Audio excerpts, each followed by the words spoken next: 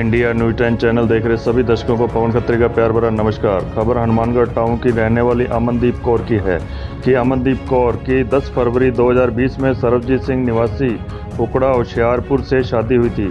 शादी के कुछ समय बाद ही अमनदीप कौर को दहेज के लिए प्रताड़ित किया जाता है और जिसके चलते हुए अमनदीप कौर व समस्त परिवारजन हनुमानगढ़ जिला कलेक्टर से मिलकर इंसाफ की गुहार लगाई। जुड़े रहे इंडिया न्यूज़ 10 चैनल के साथ जो दिखाता है आपको पल पल की खबरें। आइए बात करते हैं कि पूरा मामला क्या है, जानते हैं। मैं अमनदीप कौर हनुमानगढ़ टाउन की रहने वाली हूँ। 10 फरवरी 2020 में मेरी शादी सरबजीत सिंह निवासी हुकड़ा होशियारपुर से हुई थी। उसने शादी के बाद उस पूरी फैमिली ने शादी के बाद मुझे कुछ टाइम के लिए दहेज के लिए पहले तो परेशान किया। दहेज के लिए जब मैंने उनकी कोई मांग नहीं मानी तो उन्होंने मुझे मारना पीटना शुरू कर दिया। इस बाबत मैंने अपने घर पे अपने मायके वालों को बताया, जिसके चलते मेरे पापा 3 जून 2020 को मुझे वापस अपने घर यहाँ हनुमानगढ़ ले आए। उसके बाद मेरे मम्मी पापा हम सब मिलके, मेरे रिश्तेदार कुछ मिलके हम वापस मुझे वहाँ हुकड़ा छोड़ने के लिए गए। कुछ बैठ के बातें करने के लिए गए कि बैठ के बाद जो भी है निपट जाए।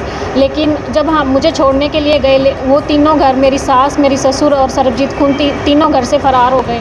हम वापस जब आए, हम 30 जुलाई को जब वहाँ से वापस आए तो हमने 4-5 दिन उनकी वेट की कि हमसे कोई बात करेंगे या चीत करेंगे, लेकिन उन्होंने हमसे कोई बात नहीं कही। हमने फिर 5 अगस्त 2020 को मैंने महिला थाने हनुमानगढ़ जंक्शन में एक FIR दर्ज करवाई। FIR दर्ज होने के बाद जब पहली पंचायत के लिए उनको थाने में बुलाया गया तो उन्होंने थाने में आके कोई भी ऐसी बातचीत नहीं करी जिससे कि कोई बात निपट सके। उसके बाद हमें पता चलता है कि एक पंचायत में आने के बाद हमें पता चलता है कि लड़का बाहर दुबई वापस चला गया है, क्योंकि शादी से पहले वो वहीं दुबई में जॉब करता था। दुबई में जाने के बाद हमें पता चला कि उन्होंने यहाँ सेशन कोर्ट में, मेरे सास ससुर ने सेशन कोर्ट में अपनी अग्रिम जमानत के लिए अपील की है, लेकिन उनकी यहाँ से जमानत जो है वो रद्द हो गई। उसके बाद उन्होंने जोधपुर हाई कोर्ट में अपनी जमानत के लिए, अग्रिम जमानत के लिए दोबारा अपील की, लेकिन उनकी वहाँ जोधपुर हाई कोर्ट से भी जमानत रद्द हो गई। रद्द होने के बाद मेरे सास ससुर को यहाँ से महिला थाना से पुलिस वाले जाके अरेस्ट करके लेके आए।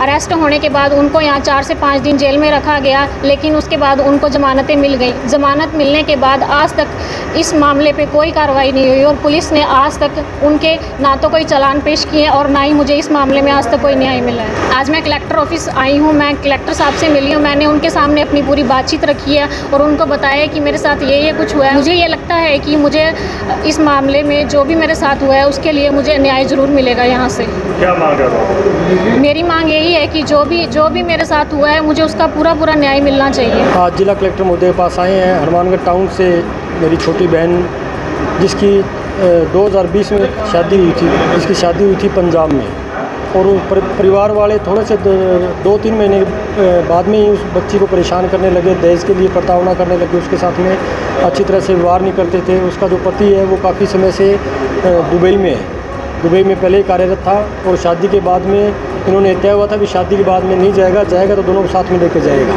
तो उसके बाद में इस बच्ची को तंग करने लगे दहेज के लिए। तो माँ बाप बेचारे, हर माँ बाप अपनी बेटी की शादी के लिए जितना हो सकता है अपनी मेहनत की कमाई में से ज़्यादा बढ़ के लगाता है, जिससे मेरी बेटी सुखी रहे। उसके बाद में भी उन दहेज के लालचियों ने उस बात से सब्र नहीं हुआ और भी दहेज मांगने लगे, कार मांगने लगे। इनसे बेचारे गरीब आदमी जिन्होंने एक दिहाड़ी मजदूरी करके पाई जोड़ के अपनी बच्ची की शादी की थी, और उसके बाद में जब वो उसको परेशान करने लग गए तो उनकी बैठ के बाद में एक पंचायती भी हुई। पंचायती तौर पे उसको समझाया गया तो वो लड़का माना नहीं। उसके बाद में जब इसका मुकदमा दर्ज हो गया, उसके बाद में वो लड़का वापस दुबई चला गया। तो ये सोचने वाली बात है कि जिस आदमी के ऊपर मुकदमा चल रहा है किसी बात को लेके, वो देश छोड़ के कैसे बाहर जा सकता है। इसी संबंध में आज जिला कलेक्टर महोदय पास में आए हैं कि हमारी छोटी बहन को इंसाफ मिलना चाहिए, क्योंकि वो लड़का तो दुबई में भाग गया, 2 साल हो गए। इस बच्ची की तो ज़िंदगी बर्बाद करके रख दी। ये कहाँ जाए? माँ बाप बेचारे परेशान हो रखे हैं, जिन्होंने दिहाड़ी मजदूरी करके अपनी बच्ची की शादी बड़ी धूमधाम से की थी। आज उनका घर में रोटी पकनी मुश्किल हो रखी है, क्योंकि जब जवान बेटी घर पर बैठी रहती है तो उनके जिसके दर्द होता है वही समझता है उस बात को। तो जिला कलेक्टर महोदय पास ये समस्या लेके आए हैं कि उस लड़के को आपके द्वारा, कानून के द्वारा उसको वापस भारत में बुलाया जाए और उस पर जो सख्त से सख्त कार्रवाई की जाए।